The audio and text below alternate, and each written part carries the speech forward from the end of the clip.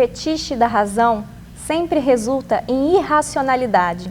Eu sou a Franciele e este é o Hora da Coruja.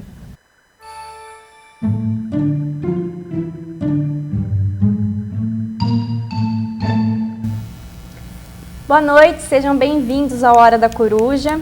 Boa noite, Paulo. Boa noite. Boa noite, Rodrigo. Seja muito bem-vindo ao programa. Boa noite, obrigado. Hoje a gente vai conversar sobre Peter Sloterdijk e vamos conversar também um pouco sobre pensamento contemporâneo, quer dizer, o que está acontecendo na filosofia nesse momento, o que se discute em filosofia.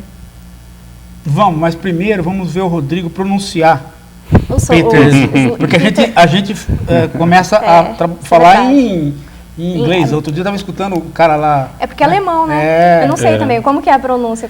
Então, eu já vi pronúncias e costumo dizer Peter Sloterdijk, né? Ele tem uma ascendência holandesa, esse filósofo, mas ele é alemão, nasceu na Alemanha. Então, Sloterdijk seria com o J mudo, né? Então, não sei, eu acabei acostumando com Sloterdijk e falo assim. Porque a gente americaniza tudo, né? Sem dúvida, ainda mais Peter. Mas nem seria Peter, né? Na verdade seria Peter, né? Peter Sloterdijk, muito bom. Essa frase que apesar que ele já teve aqui, né? Quem já teve? O Peter Sloterdijk. Aqui no Brasil? Sim. O fetiche da razão sempre resulta em racionalidade é uma frase do Peter Sloterdijk. Certo. E porque ele diz que a gente deve conversar muito com arte, com poesia, né, e deixar talvez um pouco a razão de lado, seria isso?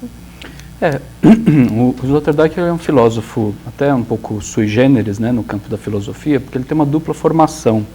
Ele fez letras, germanística e filosofia. E hoje em dia ele é reitor e professor na Universidade de Karlsruhe, que é a cidade onde ele nasceu, que é uma universidade muito focada em questões de tecnologia, de artes. Na verdade, ele dá uma cadeira de estética lá. Então, eu acredito que a obra dele está muito ligada a essa abordagem, a uma frase dele que eu acho muito bonita, que ele diz, a vida é forma. Então, a visão dele é de que o pensamento é forma, a vida é forma, tudo é uma relação de formas. Esse conceito da relação é muito importante no pensamento dele. Então, ou seja, não existem conceitos desenraizados, conceitos abstratos, inabstratos, né? Sempre há alguma forma do conceito dele se materializar na história, né? Então, essa visão que ele tem da arte, né, é uma visão assim, que eu acho bastante central no pensamento dele. É que quando eu vi essa frase, eu pensei logo no Hort, né? Na impressão que ele está dialogando justamente no mesmo sentido do Hort. Quando o Hort já no fim da vida fala que deveria ter lido mais poesia. Na verdade, a gente deveria usar da filosofia para ler literatura, para ler a vida. Não é? Pena que essas coisas... Pena que o debate brasileiro, quando foi para reunir essas pessoas, não deu certo. Não deu certo, porque aqui no Brasil, quando você fala em discutir filosofia, acaba a conversa, porque os filósofos trabalham isolados. Aí o Wally Salomão e o inventor de reunir todo mundo aqui no Conjunto Nacional, aqui no CIN. Aí não deu certo, porque os brasileiros não conseguiram entender o que ia acontecer. E aí os brasileiros não foram. Não conseguiram fazer não deu certo. Não consegue conversar. Porque, né? Então não houve, na verdade, houve os textos, mas não houve a conversação que deveria haver. E naquela época ele trouxe para cá, estava pintando como uma espécie de afronta ao pensamento iluminista, o livrinho que era como é que era o Parque dos... Regras do Parque Humano, né? Isso. E era uma loucura, porque o Wally Salomão trouxe para debater com o Peter o Gabeira. Ia ser um negócio maluco. Mas o Wally Salomão era um maluco, né? Um bom maluco, né? Mas depois essas coisas. Aí o Hort veio e tal. Na verdade, o único que usufruiu do debate foi o Hort, porque ele trouxe um texto, então o texto dele foi para a Folha de São Paulo e o debate se deu acabou se dando em torno do Hort. Mas esse pessoal todo naquela época, o Hort, o Peter, quem mais? Enfim, os filósofos contemporâneos daquela época que agora está vivo o Peter e o Habermas, só o resto. Só. Não, e o Hillary Putnam, né? Mas morreu muita gente nesse período aí, no final do século, né? Esse pessoal, todos eles, inclusive os analíticos, do tipo do Davidson, tinham um pé no mundo da arte.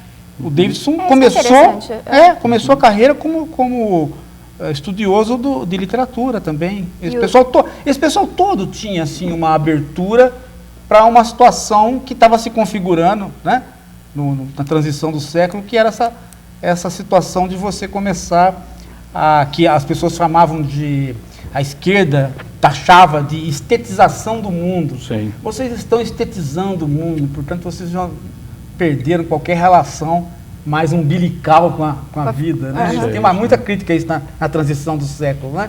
Você é um esteta, vocês são... Né? O conceito de esteticismo é sempre visto pejorativamente. E aí, se você, no caso do Peter e do Hort também, as pessoas que deram mais um passo ainda, um passo em direção à TV e ao rádio, aí então sujou mais a água ainda para aquela esquerda, que também foi desaparecendo aos poucos, e acho que agora não tem mais nem voz mais, né? Não tem mais... Né? Não sei o Zizek, mas o Zizek é um tarado, um louco, eu acho que nem vai viver muito, ele vai tomar uma droga qualquer e vai cair morto. Mas ninguém entende também o que ele fala. Né? Mas não sei o que você acha, Rodrigo. Eu sinceramente, eu acho assim, eu fico pensando assim,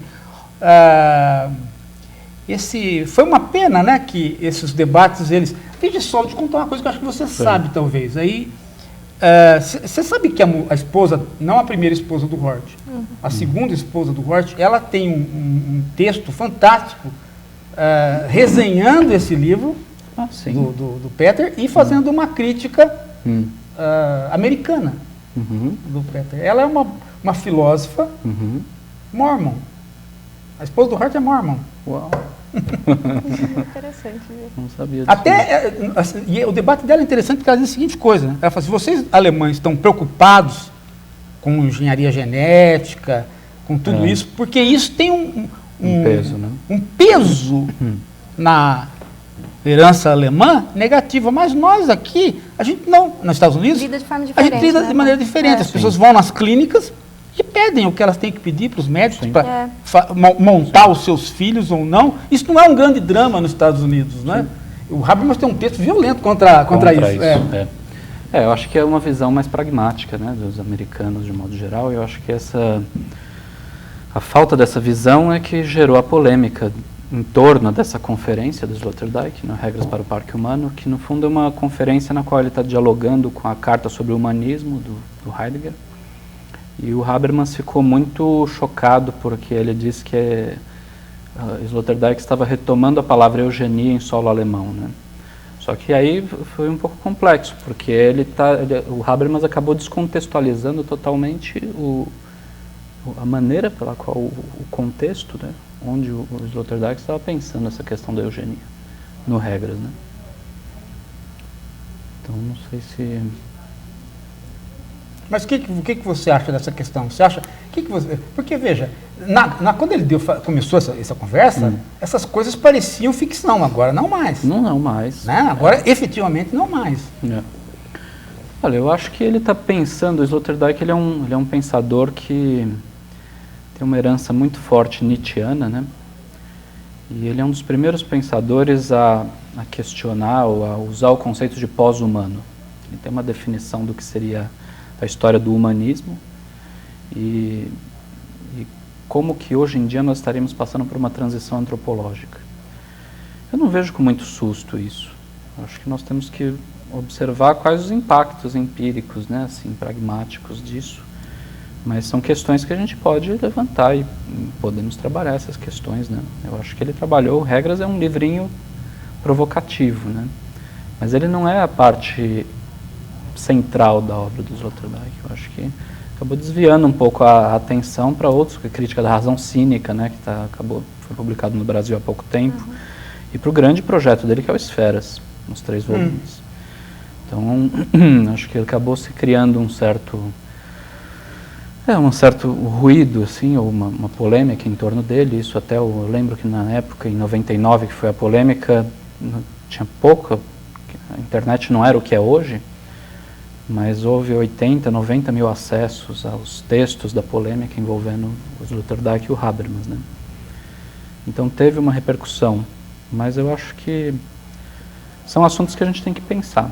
Mas a obra dele, acho que tem um ponto mais, tem núcleos temáticos, núcleos, matrizes mais importantes até do que essa do Parque Humano. Mais importantes de que ponto de vista? Do ponto de vista filosófico mesmo, eu acredito que sim. Porque tem gente que, você veja que uma figura que passou por essa mesma situação, o Lyotard, sim, né? Aquilo, o livrinho era um livrinho de encomenda, que não era para surtir aquele efeito todo, virou sendo a obra de referência dele, né? O livro sobre a pós-modernidade, né? Depois ele não conseguiu mais se livrar daquilo, né? Que é um pouco o que vai acontecer, talvez a vida toda do Sloterdijk. O cara não tem muito como se livrar, né? Ele vai ter que lidar com essa carga. Ainda mais vindo de lá, né? Se ele morasse em outro lugar, talvez essas coisas se diluíssem, né? Sim. Mas vindo de lá tem a má consciência, né? Que é o que ela fala, o que a esposa do Hort fala é exatamente isso, né? Quer dizer, vindo de onde veio, tem a má consciência, mas o Habermas tem um texto também polemizando com os americanos, né? Com essa facilidade que as clínicas americanas têm de montar o que o indivíduo pode requisitar, né? Sim. Enfim. Né? Nós vamos entrar por isso, né? Então, eu acho que ainda não é uma questão agora. Isso. Não, você vai ver. Eu acho que vai ser mais uma questão quando a gente já estiver lidando com o produto disso, ou seja, com as pessoas quando elas crescerem e aí. Mas nós vamos estar lidando rapidamente, porque as pessoas ficam velhas muito rápido. Né? 5 anos as pessoas já estão começando a funcionar. Essa questão da engenharia genética já não é mais uma questão de laboratório, ela está tendo já um impacto na vida cotidiana mesmo, né? De sequenciamento, de direcionamento da vida. E isso vai ter desdobramentos, né? Já está tendo. Na verdade, o argumento forte do Sloterdijk é que ele acusou os intelectuais de serem cínicos em relação a essa questão. Porque se nós não debatermos a questão, é como se nós estivéssemos escamoteando por se tratar de algo que é desumano ou não humano, enfim. Agora, mas que alguém, alguma elite vai se valer disso, né? Agora, eu não sei se a terminologia seria correta para ele. Sim. Mas, enfim, vou usar. Eu acho que o que eu gosto nele, e o que eu gosto também, talvez no próprio Lyotard, é eles se desvincularem eles se desvincularem do humanismo, não ter esse compromisso com o humanismo no grau que nós, filósofos, tradicionalmente temos. Isso me parece ser uma vantagem intelectual. Sim. Não sei se eu diria uma vantagem moral, mas intelectual né? Porque você pode ter uma perspectiva que é difícil de você sair, né? Sim. É difícil você falar, sou um intelectual, não estou nem aí com o humanismo, né? Sim. Você acaba... É perigoso alguém bater em você, né? Exato. Cai numa interpretação mais rápida, assim, né? Porque o Sloterdijk, ele usa muito um conceito que ele chama de domesticação, né?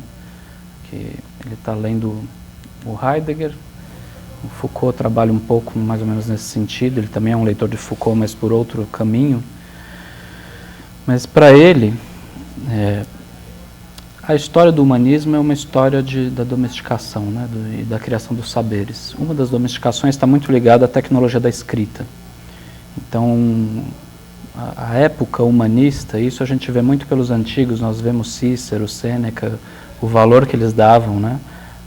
A escrita, a própria definição do ser humano estava muito calcada na questão do humanismo latino, na concepção latina de humanismo, que era uma concepção letrada. E essa concepção letrada durou durante muito tempo e foi até reforçada pelas religiões do livro, se nós pensarmos assim. E o Sloterdijk, ele surge numa época que eu acho interessante marcar também, que ele, na verdade, ele publicou Crítica em 1983, que é o primeiro livro dele que fica mais famoso, mas ele está vindo de uma uma tradição dos anos 60, sociedade de consumo, as tecnologias de comunicação se ampliando, explodindo, né? Questão de sexualidade, drogas, né? Ele está pensando num outro contexto mundial.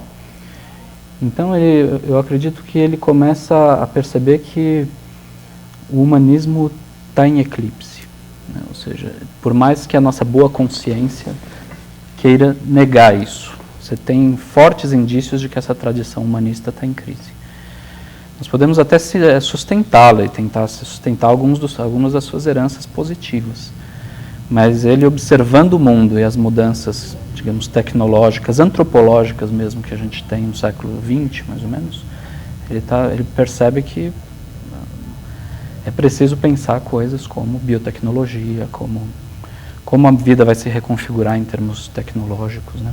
Não que ele seja eu não vejo em nenhum momento uma certa apologia da técnica, ele é muito cético, na verdade. Ele está tentando contextualizar, pensar o mundo contemporâneo a partir dessas questões que ele acha que são prementes, e que são questões filosóficas também, que daí é um outro problema também do recorte, né, de questões que são dignas ou não da filosofia. Nesse sentido, eu acho ele ousado, né, de pensar assim. Agora, mas assim, porque a crítica a qual a gente está relativamente acostumado em relação ao humanismo, ela tem uma, digamos assim, para a situação mais popular. Porque tem gente que fala assim, pô, mas Paulo, o que é você pensar sem o humanismo? Né? Como eu posso pensar sem o humanismo? O homem é o que pensa, então, portanto, se eu for pensar... Quer dizer, mas tem alguns aforismos do Nietzsche que começam a ensinar você a tentar pensar sem o humanismo. Né? Aquele lá que você vira uma formiguinha perante o cosmos. Né? E também uma certa tradição que a gente não insiste na escola, a gente humaniza essa tradição, que é a tradição pré-socrática. Né? Se você é cosmólogo, você não é humanista, porque você pensa a partir... A perspectiva não é o ser humano. A perspectiva do cosmos, você é físico. Né? Um físico pensa a partir da perspectiva... E por isso fica tão difícil para a gente talvez entender filosofia antiga. Então... Aí vem o Sócrates e começa um certo humanismo. Tudo bem, né? Vamos pegar essa... Então, mas ele faz essa transição, ele se utiliza desse mecanismo ou não? O Sloterdijk, ele se utiliza dessa virada, dessa possibilidade de você... ou não, ou ele entra por outra via, isso daí é uma coisa... Tá. Deixa eu ver como eu poderia... Na verdade, ou ele vai direto você falou bem, você falou bem, porque o Sloterdijk, ele é um autor, principalmente ele é um leitor de Nietzsche e Heidegger, então ele está envolvido com as questões de Nietzsche. Eu acho muito boa muito boa lembrança sua.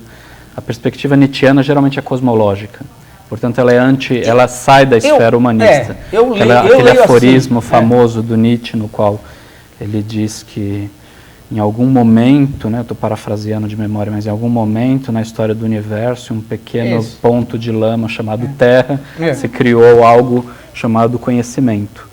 Uma criatura chamada ser humano criou algo chamado conhecimento. É o momento mais arrogante da história do universo. Então, esse tipo de entrada, eu acho que é profundamente nietzschiana, e o Sloterdijk está também nessa chave. O que é um pouco difícil, não sei se eu conseguiria didatizar isso, é que o conceito de esferas dele não é que ele seja é que ele está tentando pensar em longas durações, entende? Ou seja, ele não quer usar o referencial humanista como um referencial para discutir o que é ou não o ser humano, para definir o que é o ser humano. Mas isso já está no Heidegger também, o Heidegger também já está deslocando o sentido do humanismo. Tanto que a crítica do Heidegger ao Sartre é que o existencialismo não, ele quer cortar, porque para ele o existencialismo é metafísica. E o Heidegger está detonando e dinamitando toda a metafísica. O Sloterdijk está nessa tradição heideggeriana, nietzschiana, de conceber um locus ali, um lugar para o humanismo, mas ele não quer se tornar um refém do paradigma humanista. Tanto que no Esferas 1, que trata das microesferas, ele vai buscar em dados paleontológicos, a formação do rosto humano, dados de 30, 40 mil anos atrás, para se configurar, digamos, o que é o ser humano, o que é isso que nós podemos chamar de ser humano. Então, para buscar esses dados, o vocabulário humanista ele se esgarça, ele não chega É lá. porque o vocabulário humanista, ele sempre parte da ideia do homem constituído. Do ano como ano constituído. Né? Não é um... Né? É interessante isso, porque você veja, você passa o século XIX inteirinho com as pessoas historicizando o homem, né? Sim. Mas essa é uma falsa historização, porque na verdade você não historiciza nada, né? Você fala, vou historicizar o homem, mas você pega o homem pronto e põe na história. Sim. Né? Você não historiciza os sentimentos, as paixões, Sim. a psicologia, né? Ou seja, já você tem faz- lá uma definição prévia de ser humano e você eu o ensino, insere numa É. uma cena, numa paisagem lá, né? Eu acho que, você sabe que o pragmatismo tentou sair disso via óbvia, via Darwin, né? Quer dizer, Ah, sim. né? Mas nunca conseguiu. Sim. Nunca conseguiu. O pragmatismo é um humanismo disfarçado, né? Sim, Ele é sim. um humanismo disfarçado. É, pela tônica que se dá a democracia, né? O debate, tudo. Eu imagino Mas que agora, é legal você pegar esses autores que conseguem realmente, né? Outro dia eu estava aqui conversando sobre o Pascal, né? sim. Aham. E vira, volta a uma situação de humanismo cristão, né? Sim. Muitas vezes, porque né? Você não tem né? E eu estou cada vez mais preocupado, por exemplo, eu estou cada vez mais preocupado com a seguinte história. Eu li um sujeito recente, um antropólogo, que ele, ao invés dele falar no momento de domesticação do cachorro, o lobo que virou cachorro, Certo. ele inverte. Ele fala assim, não. Eles foram todos juntos para a caverna por razões variadas e eles se domesticaram. O lobo e o cachorro têm um comportamento de família, de matilha, de dividir comida. O ser humano se desenvolveu junto. Por isso que eles estão tão juntos até hoje. Sim. Por isso que tem essa amizade, essa história da fidelidade e tal. Entendi. Ele vai, quer dizer, ele tira, ele começa a fazer o quê? Porque sempre o homem e É o depois homem o bicho. que vai o homem que domesticar. ensinou o o homem animal, depois- lógico, Entendeu? Sim, O homem é interessante. pedra. O homem não, né? Ele vira, sabe? É um negócio meio, Muito interessante. né? Nesse sentido que você estava dizendo. Exatamente. Tanto que o Sloterdijk ele vai muito pela antropologia, né? O Heidegger desconfiava muito da antropologia, justamente Sim, pelo aquilo que você tinha mencionado. Ele achava que nós já vamos debater o ser humano depois de já o ter definido, né, a prioristicamente. Uma antropologização Uma de tudo. antropologização Né? de tudo. Mas o Sloterdijk, que é uma crítica que o Sloterdijk vai fazer ao Heidegger, mas ele justamente essa não abertura à antropologia. O Sloterdijk ele está o tempo todo pensando no locus, né? Porque as esferas, que é a obra central dele, ele está sempre falando que as esferas é uma fenomenologia do espaço, de espaços vividos, espaços habitados, não são espaços abstratos. Ele é um grande leitor de Bachelard também. Então, ou seja, as esferas são modos de habitar o mundo. E não existe uma unidade prévia. As esferas são unidades diádicas, como ele chama, ou seja, são unidades de dois. A esfera é sempre dois. Uma pessoa caminhando no deserto, ela constitui uma esfera com o deserto. Ou seja, não há um isolamento possível, porque sempre nós estamos em relações diádicas. Então, esse ponto que você mencionou, eu acho muito bacana a antropologia pode mudar a nossa perspectiva sobre alguns fatos evolucionários, ou mesmo sobre fatos cotidianos. Porque você sabe que reconfigurar as coisas. Não, sim, você sabe que essa crítica do Heidegger, o pessoal não acho que a Fran lembra dessas histórias no Mackenzie. O pessoal não gosta, enquanto está nessa crítica do humanismo, presbiteriano, católico, marxista, eles vêm. Eles ficam irritados quando eles começam quando o Heidegger, por exemplo, começa a inverter e dizer que a dominação é não contra o humanismo, é do humanismo.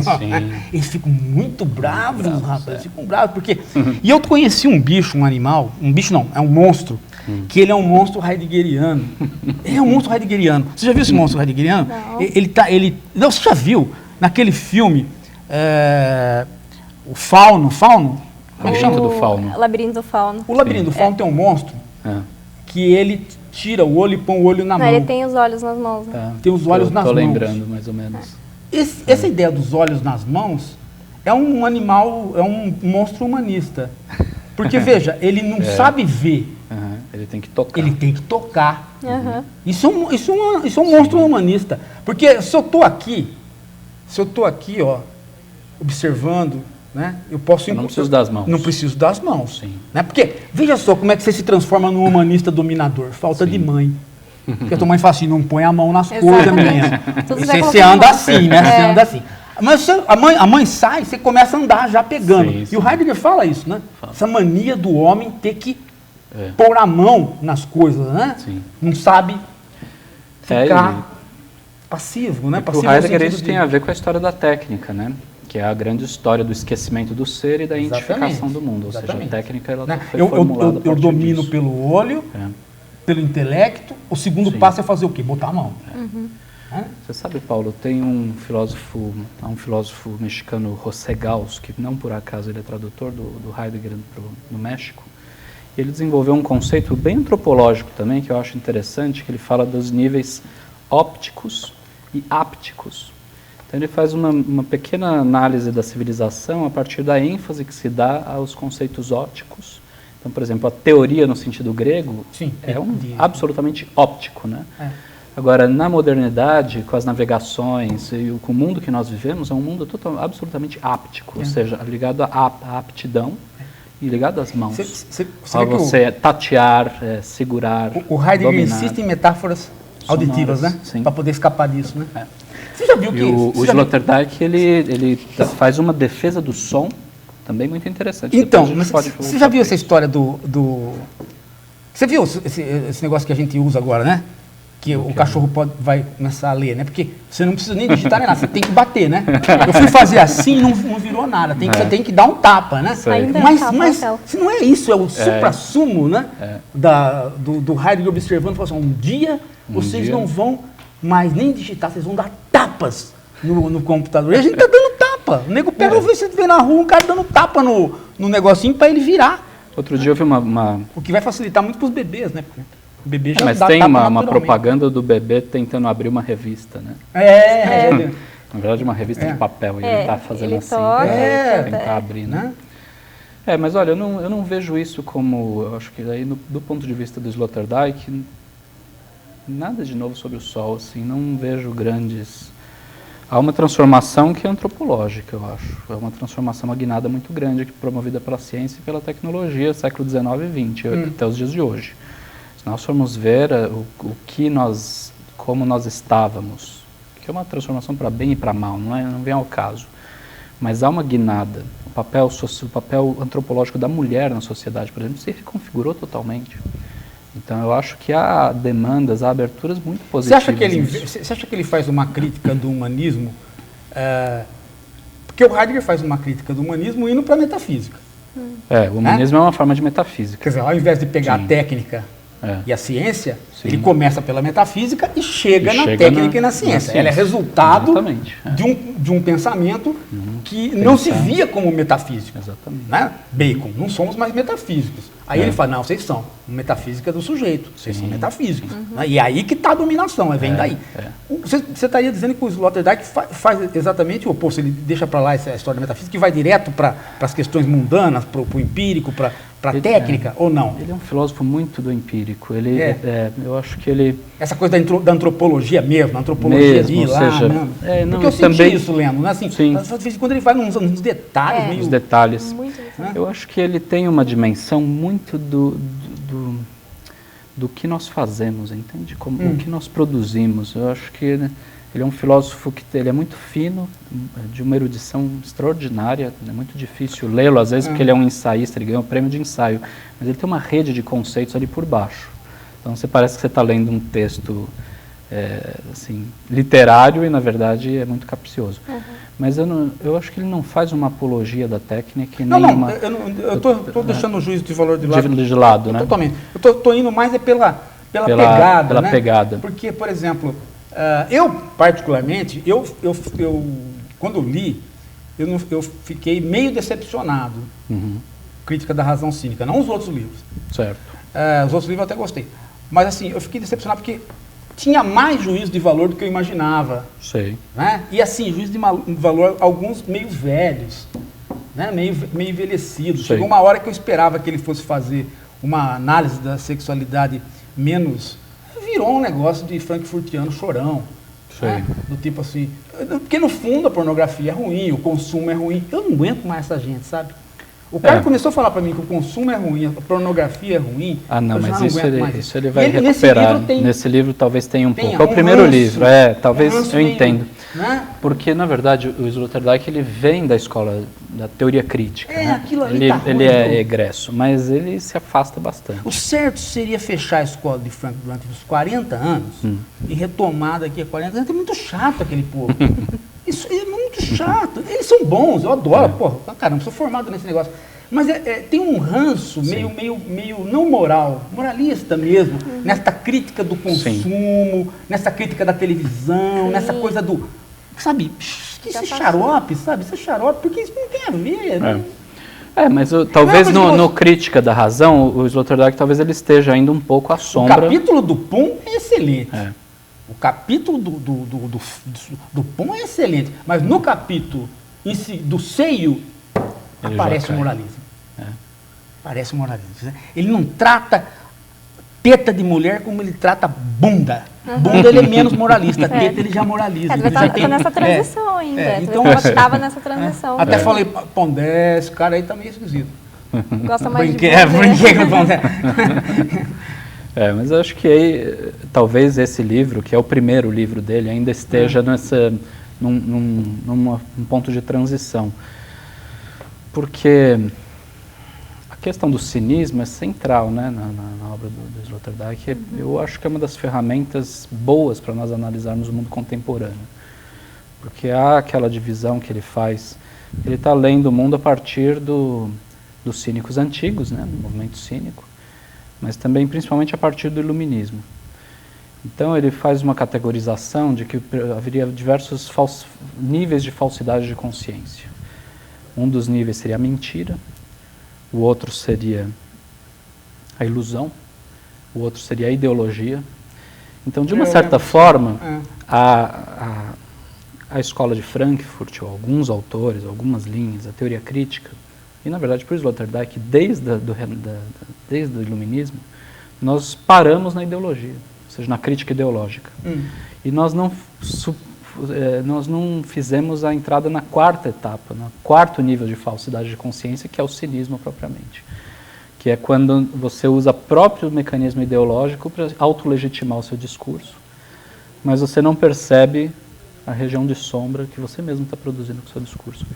Que daí chega em certas aporias mesmo. Né? Como é que você critica o consumo, então vamos criticar radicalmente o consumo, e daí você vai chegar onde? Se você chegar no Diógenes, no cínico antigo, e viver dentro de um barril, né, nu, se masturbando em praça pública, talvez você esteja de fato fazendo uma crítica radical, cínica, como no cinismo antigo, do consumo. Caso contrário, vai ser uma atitude cínica no sentido moderno, como ele coloca, ou seja, de divisão de consciência. Você está produzindo um enunciado, mas agindo contra aquele enunciado. É gozado como a filosofia europeia ela se envolveu nesse negócio de teoria crítica e o negócio não consegue mais andar, né, rapaz? Como isso é uma... Né? Não, tudo bem que a gente sabe que chega numa aporia, mas estou dizendo que é uma aporia que... Porque é uma obviedade. Então, é isso que é estranho, Isso é uma sob certos ângulos, né? Pensa bem. Mas talvez ele tenha acertado nisso, talvez seja o cinismo mesmo que explique isso. Para ele seria o passo que deixou de ser dado, né? Ou seja, seria um quarto nível aí de falsidade da consciência, que nós precisaríamos analisar. E para o Sloterdijk nós vivemos o que ele chama de cinismo universal difuso. O mundo contemporâneo é uma guerrilha cínica, seja na ciência, entre as religiões, entre discursos científicos, acadêmicos, teorias, a mídia, a propaganda, porque é uma guerrilha cínica. Por quê? Porque eu sei que não posso mais ter fundamentos e assim mesmo eu continuo fazendo a crítica? É isso a razão? Eu acho que Para ele, a razão está muito ligada à própria estrutura, o modo pelo qual nós produzimos o pensamento e produzimos informação sobre o mundo, produzimos verificabilidade do mundo, teoria. Eu tenho uma saída para isso, né? Em Qual 47, seria? o Horkheimer tem uma saída para isso. Ele fala isso no prefácio do Dialética do Iluminismo. Sei. Né? Nós não podemos mais fazer a crítica, no entanto, nós podemos fazer o quê? Nós podemos assumir, né, que não podemos mais fazer a crítica. Mas isso também cai no impasse, né? Se eu, por exemplo, fizer como no Mínima Moralia, onde eu jogo uma filosofia contra a outra, Sim. ou jogo a própria filosofia contra ela mesma, eu pego o marxismo, jogo contra ela mesma, eu pego o Schopenhauer, jogo contra ela mesma, e faço aqueles diversos aforismos que o Adorno faz, Sei.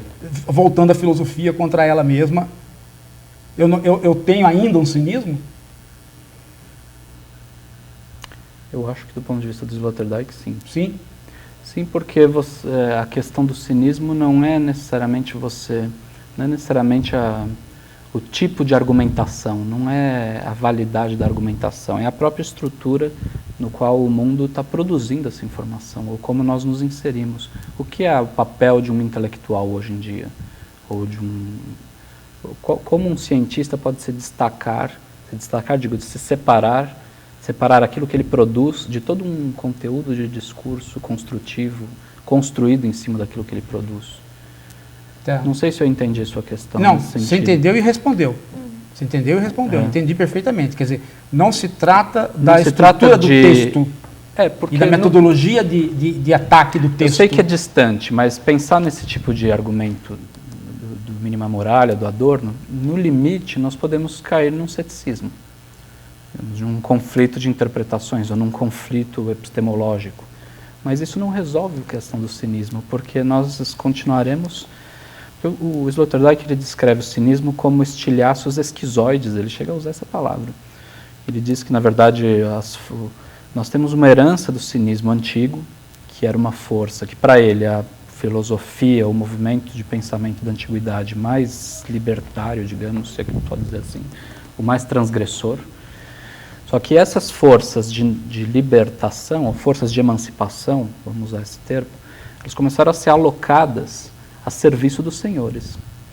Então, a formação da modernidade é um embaralhamento entre as forças que escravizam e as forças que libertam, até o ponto que a mesma mensagem, ela emite uma mensagem bruxa, ou seja, ela emite uma mensagem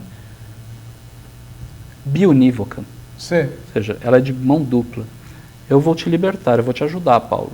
Sim. Desde que você se agregue ao meu conteúdo ideológico e que nós participemos juntos de alguma Sim. ação.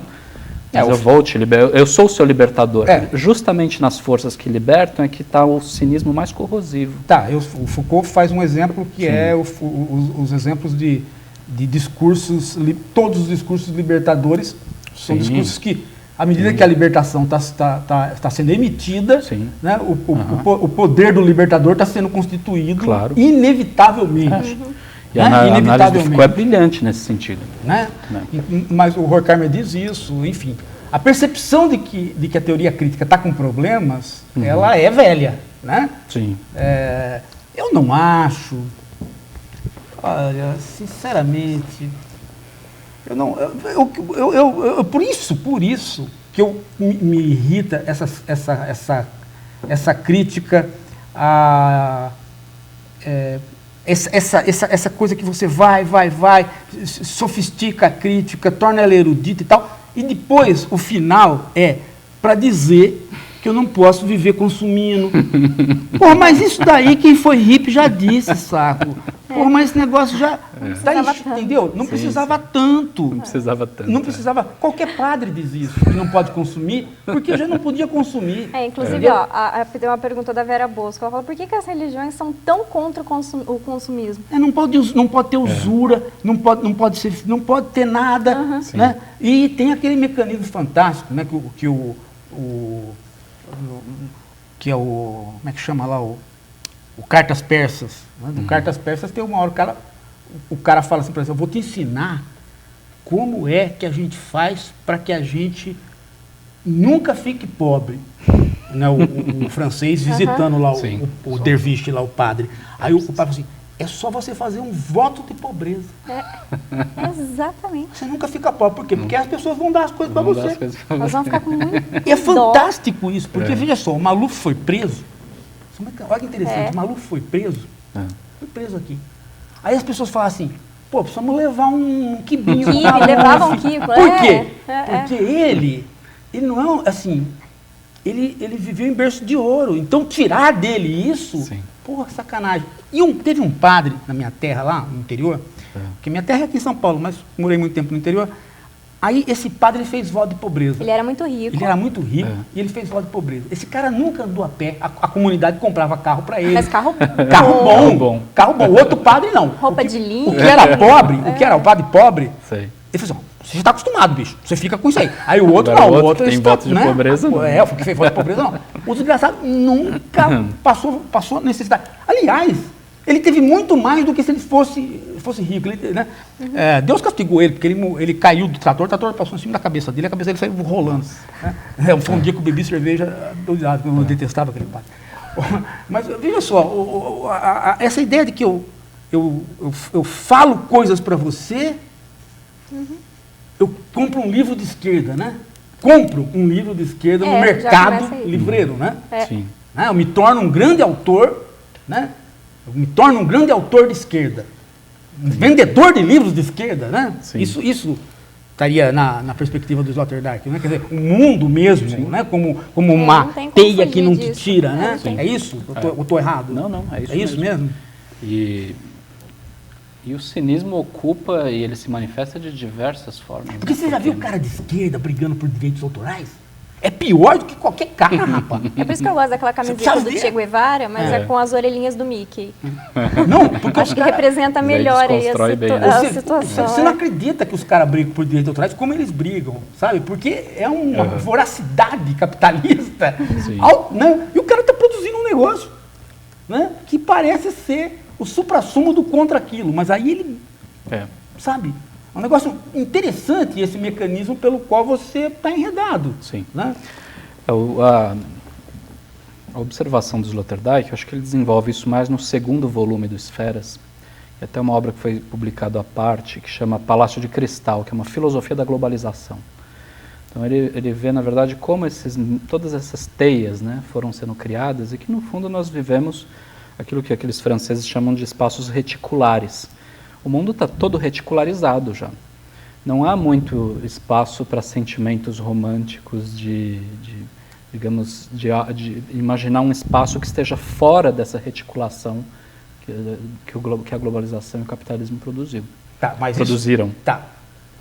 Não até aí já não é não é exatamente um fatalismo, mas eu também não acho que é um pensamento conservador. O que o Sloterdijk quer nos dizer é que até ele tem um conceito que eu acho importante junto com o cinismo, que é o de crítica cinética, o que ele chama de política cinética ou de crítica cinética. O que é isso? O cinetismo, o que seria essa crítica cinética? É uma ilusão que nós vivemos e o mundo hoje é todo pautado por essa cinética. Eu tenho a ilusão de que eu vou conseguir comprar aquilo que me dizem que eu vou, ou que eu vou ascender socialmente da mesma maneira. Então o mecanismo é tanto... o cinismo ele está em várias, granularmente, em várias camadas da sociedade. Me diz qual a novidade disso? Se isso é o marxismo mais banal que eu já possa ter lido.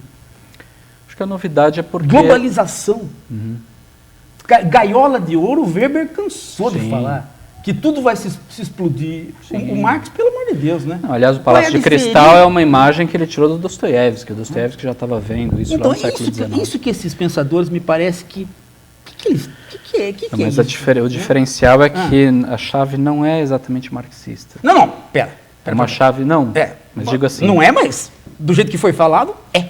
Tá. Esse é o problema, né? É que eu estou tomando só uma parte né? Que nós estamos envolvidos... Né, numa situação de gaiola de ouro,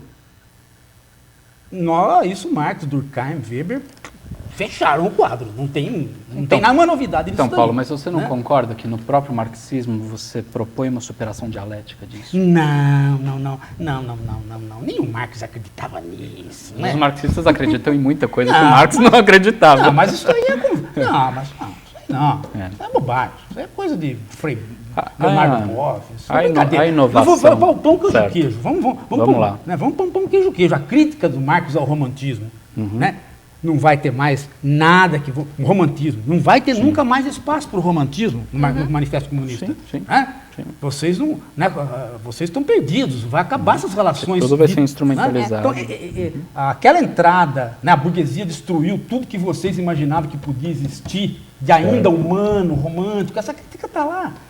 No meio do século, o que foi, né? O que se pode dizer para além disso, para não voltar, né? Para não voltar a uma situação que o Marx já debulhou, e que outros já debulharam? É isso que eu não consigo. Então, mas aí eu acho que primeiro a gente teria que nuançar o que é esse marxismo. Há várias vertentes dentro do marxismo. O que é? É Lukács? É o Zizek que você mencionou? Não. É Benjamin, é Frankfurt? Não, vamos esquecer a nossa erudição. Vamos pão, queijo. Vamos entrar por esse problema concreto, real que você citou. O mundo não cabe mais romantismo. Isso está no manifesto. Não cabe mais nenhum laço mas daí romântico. você concorda que, por exemplo, E o que o Sloterdijk diria disso, né? Que seja novo? Porque até agora, nada, né? Eu acho que o novo está na abordagem, que a abordagem dele não é sociológica e não é econômica, ela é antropológica. Na verdade, o Palácio de Cristal, aqui daí eu teria que abordar todo o projeto Esferas. Eu não sei se eu vou tentar sintetizar o projeto Esferas. O caminho foi bom, esse caminho que você pegou. Já melhorou para mim. Porque o Marx realmente não entra pela antropologia. É sociologia e economia. O Marx vai falar das sociedades, das fases agrárias, depois da fase industrial. Mas não é antropológico. Não, esse caminho já melhorou. Então, já faz eu virar leitor. Já faz virar leitor. Eu vou sair daqui conquistando mais um leitor. Esse é o objetivo do negócio. O cara tem que me ganhar para ler o negócio dele, porque senão... Eu fui ler o Pascal, o André me ganhou para ler o Pascal. Fui ler o Pascal. Já estou quase confessando, comungando. Eu já estou acreditando em milagre. Já está acreditando em milagre? Não, o Pascal provou para mim. Então eu acho que você não leu o Pascal direito. Não, o Pascal provou para mim que você pode acreditar em milagre e não ser místico, pô. Opa, que bom. É um místico, acho que é um pouco difícil. Mas vamos tentar alinhavar. Uma das definições que o Sloterdijk dá de ser humano é que o ser humano ele é um interior que habita um puro exterior. Esse conceito de interior e exterior é matricial no pensamento dele. O que é esse puro exterior? É o universo extenso, é a matéria, é o cosmos, que a priori, em tese, não possui nenhum sentido. É um cosmos vazio, digamos assim. Qual é o mecanismo das esferas? A primeira díade, a primeira unidade de dois que existe, para o Sloterdijk ocorre no feto, ou seja, é a criança e a mãe. Isso ele, na verdade, é um leitor de Winnicott, nesse sentido. O dois que é um, né? Espaços transicionais, ele vai usar isso, esses conceitos do Winnicott também na esferologia. Mas a primeira catástrofe esferológica é justamente o nascimento, é vir ao mundo, é você sair desse dois que é um. Como é que o ser humano, que é um interior, que se constituiu nesse interior puro, digamos assim, entre aspas, como ele vai lidar com esse primeiro evisceramento, com essa primeira saída ao mundo? Ele vai ter que produzir mecanismos de produção de esferas. O primeiro mecanismo, o que é? Reconstituir a unidade no seio da mãe. É uma nova díade que vai se reconfigurar na criança junto com a mãe. Só que isso não para aí, porque para o Sloterdijk, a estrutura toda da criação da civilização, desde as cavernas até hoje, para ele a gente poderia resumir, eu acho que nós não ferimos o pensamento dele, que é uma conquista do exterior. É uma conquista do dehors, do fora, o que o Foucault chamaria de fora. Então, é como se ele lesse o Foucault invertido. O Foucault diz que nós temos que produzir o fora, ou seja, que nós temos que desmantelar as instituições para produzir, para chegar ao fora, é o fora, né? Não é o exterior, a melhor tradução é o fora. O Sloterdijk diz a odisseia da espécie é uma conquista do exterior, não é uma abertura para o exterior. Por quê? Todas as nossas constituições, construções imaginárias, reais, a expansão do ser humano, de nós sairmos da caverna e começarmos a habitar outros espaços, como eu disse, a esferologia é um estudo de espaços habitados, sempre é uma tentativa de traduzir um exterior que ele é avesso, ele é opaco, ele não tem sentido nenhum, em um mecanismo esferológico, ou seja, eu constituir uma díade com esse exterior que me é estranho. O que está em xeque? Qual é a chave desse constituir díades? É o que ele chama de mecanismos de imunização, sistemas de imunização. Então, o feto sai da mãe e recompõe a díade com a mãe, assim como você tem uma tribo que vai começar, por exemplo, com sistemas de endogamia e exogamia. E você vai criar novos sistemas de imunização. Então, por isso que a perspectiva dele é de longas, de grandes narrativas. O que nós podemos chamar de a odisseia da espécie humana, então, a grande narrativa da espécie humana, é uma narrativa de tentativa, é uma narrativa de diversos desempenhos de domesticação desse espaço externo, de modo que nós o vivamos como uma forma de sentido. Qual que foi o grande sistema imunizador durante muitos séculos? Deus. Só que a bolha do sistema Deus ruiu. A morte de Deus para o Nietzsche não é você não ir para a igreja, você ser ateu. A morte de Deus é a maior falência de sistema imunológico que já existiu. A modernidade, o terceiro volume de Esferas, vai tratar exatamente do quê? Desse esgraçamento e dessa expulsão do ser humano rumo a um puro exterior, aquilo que a gente chama de puro exterior. E o que é o papel desempenhado pela tecnologia? É de você continuar produzindo sistemas imunológicos em um mundo que lhe é cada vez mais refratário. Tem uma imagem muito forte do Sloterdijk que ele fala que a partir do século XVIII, com Newton, e depois, né, com a física mesmo, né, começa a haver uma preeminência, uma anterioridade do inorgânico sobre o orgânico. O universo não é um organismo, o universo não tem um mecanismo, ou então o universo é vazio. Há teorias físicas hoje em dia que dizem que o universo é oco. O que é? Esse oco, esse vazio, começa a se infiltrar na nossa experiência. Qual é a reação antropológica do ser humano? É dominar, conquistar esse exterior para que esse exterior não o destrua. Então, esses mecanismos de esferas sobre esferas que vão se desdobrando, é nesse sentido que ele está lendo filosoficamente o que seria a globalização. A globalização não é, na verdade, o começo de um processo, é o fim de um processo muito grande. Ele inverte. Ele está dizendo, na verdade, a globalização não é o começo de um futuro, ou o começo do fim, ou o começo de uma visão apocalíptica do mundo. O que nós chamamos de globalização, que começa, na verdade, no século XVI, com as navegações, etc., de novas configurações do globo terrestre, é uma nova forma de jogar com o globo, como ele diz. Isso já está posto lá atrás, os filósofos, os 7 filósofos meditando em torno do globo, né? A figura do globo e aí os 7 filósofos. A vantagem dessas construções meio hegelianas é que você pode deslocar para qualquer lugar o seu limite, né? É como a construção do próprio iluminismo, né? A palavra iluminismo para os frankfurtianos. Você pode expor ela onde você... Ela é transhistórica. Essa é uma crítica que pode se fazer. A esfera ganha também essa possibilidade. Eu posso pôr no Renascimento, depois eu posso empurrar a díade, formações de díades, eu posso deslocar historicamente. Né? Porque é estrutural, né? Eu posso fazer o pecado do historiador, né? Eu posso cometer anacronismos em cima de anacronismo e deixar o historiador louquinho, né? Mas veja só, você não cometer anacronismos não quer dizer grande coisa, porque... Não. Para nós, não. Exato. Como assim? Para nós, filósofos, não mesmo. Sim. Historiador é que porque a filosofia é um sistema anacrônico a dar com pau, né? Eu espero que o Rodrigo tenha te conquistado para o Sloterdijk, porque o nosso tempo já acabou. Como assim? E as perguntas? Já acabou, não deu tempo de nada. Rodrigo, eu vou fazer um sorteio, na verdade, hoje. Que a gente... Os caras ficaram bravos comigo, então, que eu cortei as perguntas deles. Porque a gente pediu para... A conversa, assim, a gente se empolga conversando e não dá tempo. Quem curtiu as nossas páginas no Facebook, quem do Hora da Coruja, a página do Paulo, a minha, a gente fez um sorteio. Eu peguei todos os nomes e vai ser um kit de filosofia para começarem bacana. a conversar um pouco mais sobre filosofia. Os 2 últimos livros do Paulo, 2 CDs de filosofia e 2 DVDs. Tá o pacotinho até com lacinho já, ó que bonitinho, tá caprichado aqui. Então, aqui, isso. Bonito, né? Então agora eu vou pedir para você sortear um nome aqui nessa caixa gigante. Pode ficar aí que eu passo para você a caixa. Deixa eu abrir aqui. Por favor, fique à vontade aí. Não, mas a minha tara de ler já... Você viu que eu comprei tudo, né? Li pra caramba. Exatamente. Quando eu pego um cara para ler, eu vou embora. Olha, quem ganhou o sorteio foi o Márcio José Souza Araújo. Ok? Eu posso mostrar o nome? Márcio José Souza Araújo. Eu vou entrar em contato com você, ou você já pode entrar em contato com a gente se estiver assistindo. Tem aí de onde ele é ou não?